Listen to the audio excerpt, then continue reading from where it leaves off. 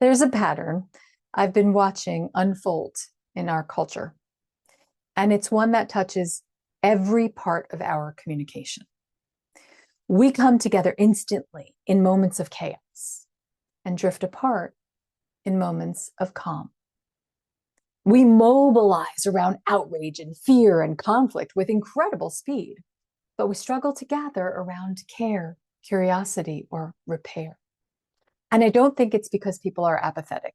I think it's because our nervous systems and our communication habits were never designed for the world we are living in now. When something feels threatening, politically, socially, emotionally, our nervous system activates. Fight or flight communication takes over. It's very fast. It's very reactive. It's very black and white. It's absolutely certain. And it is urgent. And it feels powerful because it's synchronized. Everyone's nervous system is firing in the same direction. So it feels like unity. But it's actually shared activation. And shared activation is not the same thing as shared meaning. Online platforms amplify this wiring because, let's face it, the algorithms reward anger, they reward certainty, they reward conflict big time, and they certainly reward speed and emotional intensity. So we end up with a form of outrage-based cohesion, a temporary sense of togetherness built on shared reactivity.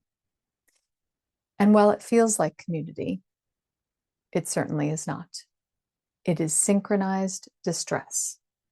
And synchronized distress cannot sustain a sense of belonging. Joy, curiosity, and care activate a different part of the nervous system. It's called the ventral vagal system. And this system is slower. It's more relational. It's more nuanced. It's more grounded. And it's much more sustainable. But because it's slower, it doesn't create the same intense rush of togetherness. But healthy community requires this slower system. And yet our communication habits are often built around the fast one. We're trying to build belonging with tools designed for survival.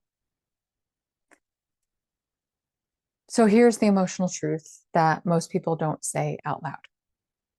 Outrage feels like connection. It gives us a sense of us.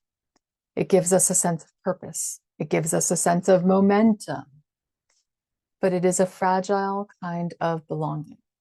It collapses the moment the threat passes because it wasn't built on relationship. It was built on activation. And activation cannot hold us. It cannot sustain us.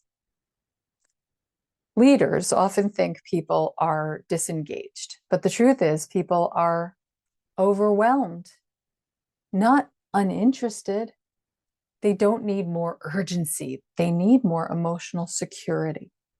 Leaders who understand this design will shorten gatherings, will share a clearer purpose, will lower the pressure, and will use a more relational tone. They'll also create spaces where people can show up without activation. This is how we shift from crisis-based communication to connection-based communication. So here's the invitation. Host one gathering this month whose sole purpose is curiosity, not consensus. Connection, not crisis. Repair, not reaction. Because when we learn to communicate from the calm, not just the chaos, we don't just become better leaders, we become better humans. I hope this was helpful.